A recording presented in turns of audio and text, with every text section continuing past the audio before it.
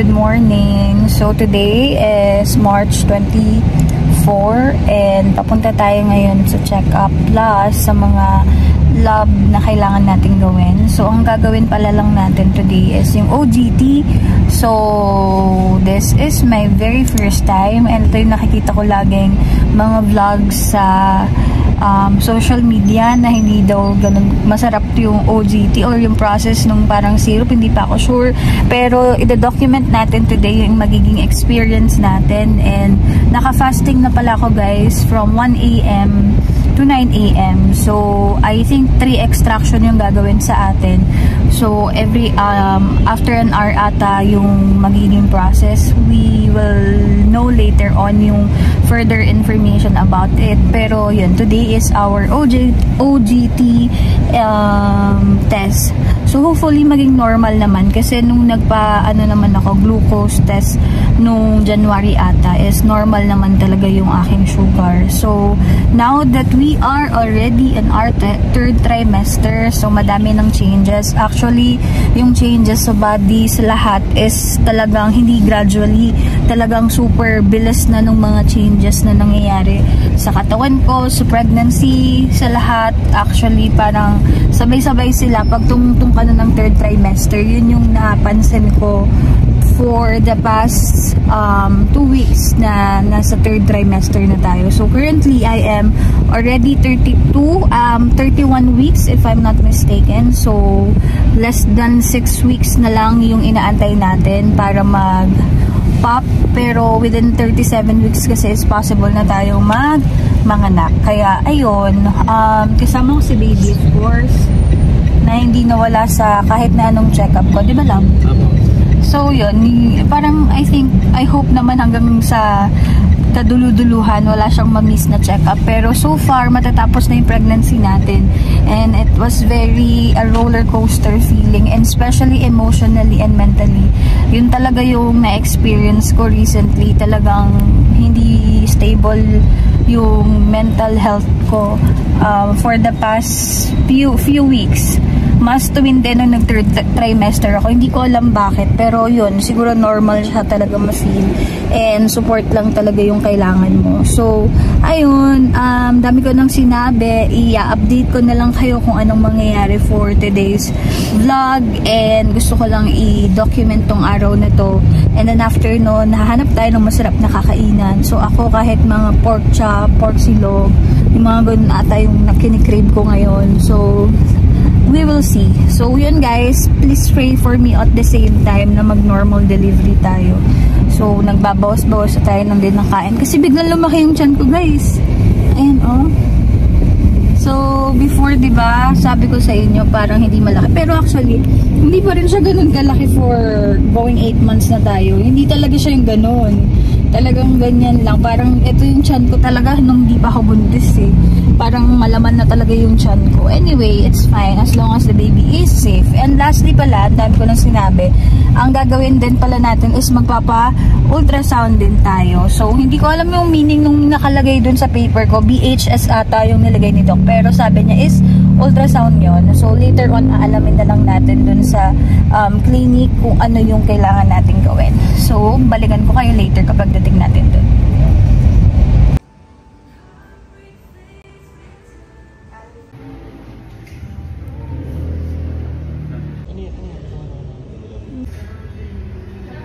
So, nandito na kami sa clinic and nakuhaan na tayo ng first extraction ng blood.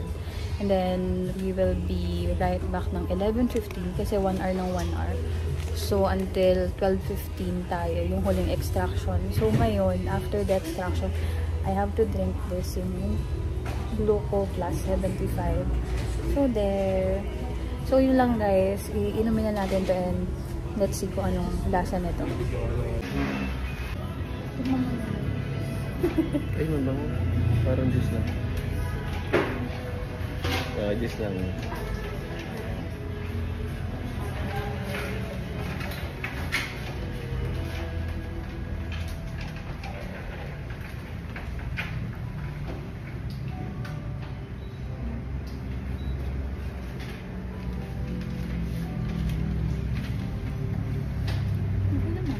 Super tamis lang.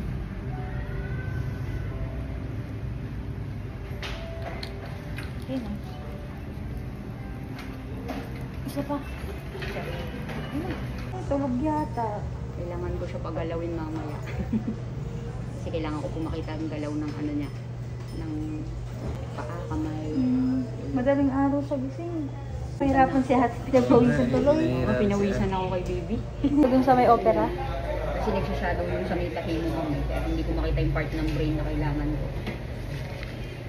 Kunti na lang. Ginagalaw naman na ni baby. Tinutulungan na niya ako.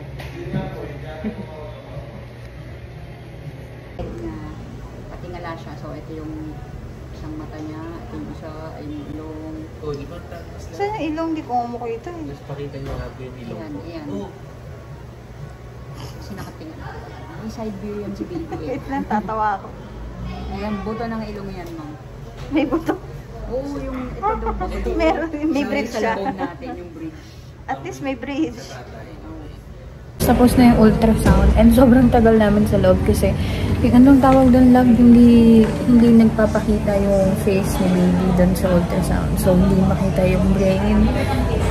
So far naman may nakita kahit papano pero ayaw niya magpakita. So, papakita namin sa clip. Anong feeling? First time mo, diba? Nakita niya sa ultrasound kasi laging wala, hindi siya pwede sa loob. Anong feeling? Ano, masaya. Lalo pagka, kasi nakikita mo yung form yung baby, yung mga kamay, yung ilong. Yung ilong. Masaya siya kasi sabi ni ma'am dito, pag ang, ano yun? Nasal bone. Pag ang nasal bone daw is 0.80 pataas matangos daw. Eh nakita ko dun sa file namin, sa CAS. Ano nakita natin? 0.8. Sa ilong ko yun. Feeling. So, ayun guys, tapos na rin tayo for second extraction. So, last na yung ating inaantay. Last natin will be 15. And then, babalik kami dito ng mga 2. Kakain na muna kami ng masarap. Magsasanggipsal kami. So, yun. Babalikan ko kayo later guys. Yun lang. So, ang oras natin ngayon is 11:42 guys. Naantok na at nagugutom at nahihilo na ako. So, kaya deserve namin sanggip salamat mamaya. Kasi kakain tayo ng madami. So guys, nandito tayo sa loob. Hinantay natin si Doc. Kilo ko dati, 92 bago mabuntis. Before ka mag-get pregnant. Hi guys! So, tapos na tayo sa check-up. Finally, okay naman lahat.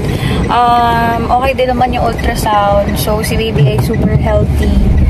Hindi lang accurate, kumbaga. Kasi, sabi nga nito, hindi normal yung pag-gain ko ng weight na parang 3 kilos lang yung nag-gain ko since nung pre-pregnancy ko. Pero si baby naman is super healthy do advance nga lang ng kaunti. Nang 1 day yung timbang niya. So, yun. Kasi dapat daw yung timbang niya supposedly for 31. Eh, 31 na ako bukas. So, yun. Minimal lang naman daw. And, kailangan ko na rin magbawas ng kain. So, ngayon, I think ito muna ang aming huling buffet hanggang sa mga anak tayo kasi kailangan natin magbawas ng timbang just to be sure na hindi siya lalagpas ng 3 kilos. So, yun. So far, okay naman si baby and ano pa ba mga update kanina. So, yun. Sinabihan ako ni Doc kung ano yung mga dapat hindi pa namin at hindi ko pa nararamdaman for upcoming weeks. So, kailangan kong magdaan-dahan at mag-ingat, bawal mag-exercise. So, siguro mas lesson ko yung pagkikilos and paggawa ng mga hindi dapat ginagawa muna para hindi din matrigger ang ating pagle-labor dahil nandun na tayo sa peak na malapit na mag-labor. So, ayun, currently, I think 31 weeks na ako. Hindi ko sure kung bakit ang bilang is 30. Pero malaman natin. Pero ayun guys, update ko na lang kayo. Nandito na kami sa may bayan. Kakain nga kami ng sanggip salamat ni baby. Yes. So ayun, first time niya din nakita si baby kasi pag nag-ultrasound bawal talaga kasama yung daddy. So siya, nakasama naman siya. Maganda talaga dun sa clinic na pinupuntahan namin. Super alaga din ng mga tao dun and yung mga staff din is maayos.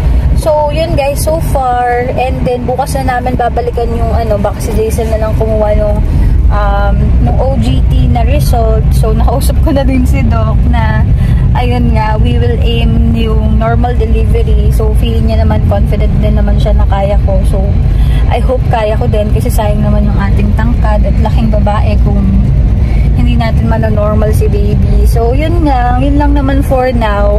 Enjoyin ko muna yung mga nalalabing weeks ng pagiging buntis kasi we never know kung magbubuntis pa tayo ulit or hindi na.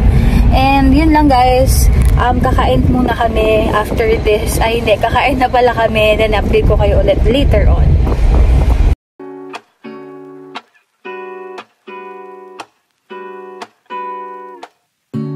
Lazy Sunday mornings, hiding under covers. I don't mind staying in with you.